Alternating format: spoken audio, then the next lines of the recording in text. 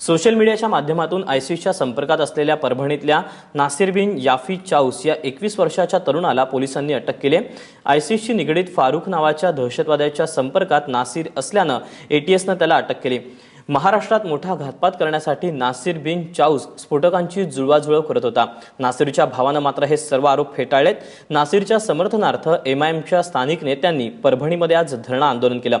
नासिरवर अन्याय होत असल्याचं एमआयएमचं म्हणणं आहे। दरम्यान 20 तारखेपर्यंत नासिरला पोलीस कोठडी सुनावण्यात आली आहे। नासिरसोबत आणखी काही तरुण आयसिसच्या संपर्कात आहेत का याचाही तपास एटीएस करणार आहे।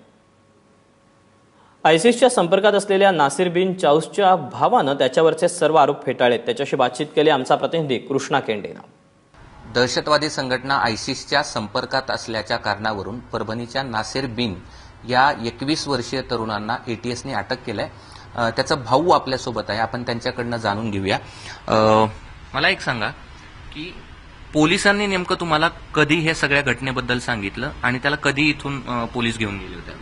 मंडे के दिन शाम में पुलिस वालों ने उसको लेके, और वो बेकसूर है, उसका कोई गुनाह नहीं है, और वो ना किसी के पास गया ना वो इसके पास आया, और उसका पिछला रिकॉर्ड पूरा क्लियर है।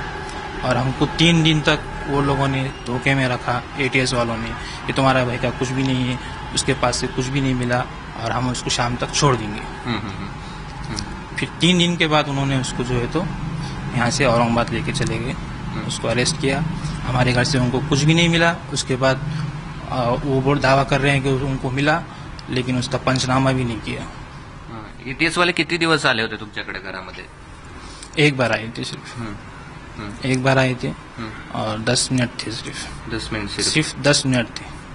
10 मिनट में उन्होंने मेरे भाई को लेके चले गया, और वो लोग मेरे को 3 दिन तक उन्होंने ये बोला कि तुम्हारे घर से कुछ भी नहीं मिला, कुछ भी नहीं मिला तुम्हारे घर से। और अब ये बता रहे हैं कि उनके घर से ये मिला, वो मिला तो उसका ना पंचनामा किया, और अब मेरे भाई को फंसा रहे हैं। और इससे पहले जैसा ख्वाजा ने उसको परभणी के फंसाया है, उसको मारा है, वैसा वो मेरे भाई को टॉर्चर कर रहे हैं। और इसमें इंजीनियर था वो, उसकी पढ़ाई क्या होती है उसके बारे में? वो पॉलिटेक्निक कर रहा था, और वो साथ में तैयारी करता था, साथ में पॉलिटेक्निक कर रहा था। ऐसा उसका कुछ वो नहीं था, और सब दोस्त नया कोई नहीं था, सब बचपन का लोग था, बाहर से कोई आता नहीं था, उन्हें किसी से मिलता चाहता नहीं था, और बहुत स्वभाव का बहुत वो था। आपका क्या कहना है इस पर आपका क्या कहना है? अगर उसमें वो दोषी है तो शिक्षा होनी चाहिए। हाँ, मेरा ये कहना है कि भाई वो बेगुनाह है, और अदालत तय करेंगी कि वो गुनाहगार है या बेगुनाह है। दूसरा कोई तय नहीं करेगा, ना उसका मीडिया तय करेगा, ना एटीएस तय करेगी। और हमको अदालत पे, कानून पे पूरा भरोसा है। अगर वो बेगुनाह है तो छूट जाएगा, और वो बेगुनाह है सिर्फ डर इस बात का है कि उसके छोटे छोटे बच्चे हैं, उसके बाप माँ की हालत बहुत ख़राब है, और हमारे परभणी से जो ख्वाजा यूनुस को मारा है एटीएस ने, वैसा मेरे भाई के साथ ना हो, और ऐसा किसी के साथ हो सकता है।